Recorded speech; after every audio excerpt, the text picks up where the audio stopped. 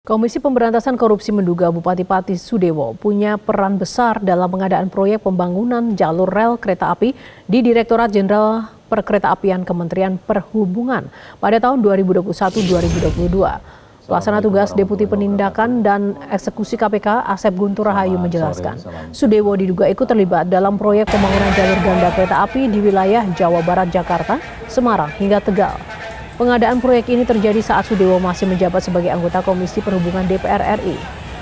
Nama Bupati Pati itu sebelumnya sempat muncul dalam sidang untuk terdakwa mantan Kepala Balai Teknik Perkeretaapian Jawa Tengah, Putu Sumarjaya.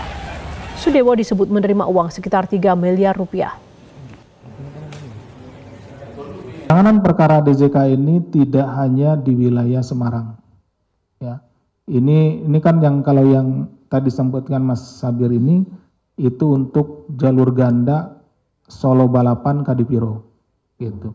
Ini ada juga di Jawa Barat, ada juga di Jakartanya, ada yang penggalan di Semarang ke sini ke arah Tegal, kemudian ada juga di tempat yang lainnya. Ini belum selesai dan yang bersangkutan yang kami duga gitu ya sejauh ini perannya tidak hanya yang di Solo Balapan Kadipiro. Jadi kami juga masih menunggu karena ini harus secara lengkap gitu ya. Jadi yang bersangkutan itu tidak hanya di proyek yang itu.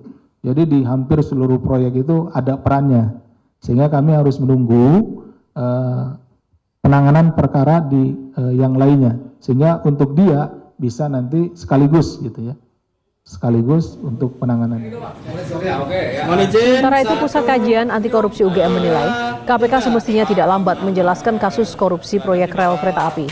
Dengan bukti duit atau uang yang diduga diterima Sudewo, mestinya tidak ada alasan lagi untuk KPK tidak menetapkan mantan anggota DPR RI itu sebagai tersangka. KPK menjadikan S ini sebagai prioritas. Kalau memang benar S terlibat di berbagai korupsi pembangunan jalur kereta dan juga proyek-proyek yang terkait dengan kereta api, maka seharusnya S ini bisa segera diproses secara hukum. Kalau KPK sudah yakin S ini menerima 3 miliar rupiah lebih, ya apalagi yang ditunggu kalau bukan penetapan tersangka terhadap yang bersangkutan. Sehingga kita juga berharap dengan apa yang berlangsung sekarang di Pati, ini dapat menekan KPK.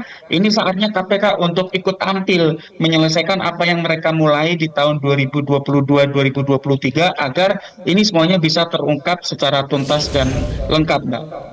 Jelajahi cara baru mendapatkan informasi. Download Metro TV Extend sekarang.